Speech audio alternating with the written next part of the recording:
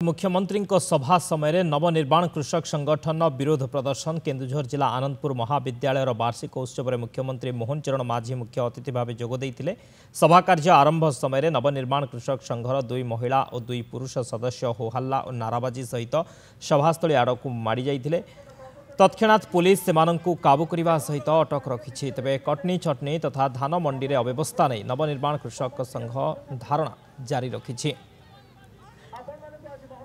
मुख्यमंत्री सरकार किंतु चाषी को नीति कराउछि प्रत्येक मंडी 5 ରୁ 14 किलो पत्र कटा होछि एथि भाई मोहन विरोध करछि। आगामी दिन रे पूरा लड़ाई हेबो तो सरकार बदलिबो धान सब कटनी छटनी होछि ताको हम विरोध करूछु। आज पाटना पाटना सब गुडा पछका करछि किंतु जमी को जो पानी व्यवस्था ही नहीं किंतु खाली को लुटिबा भाई बीजी करंट दे रे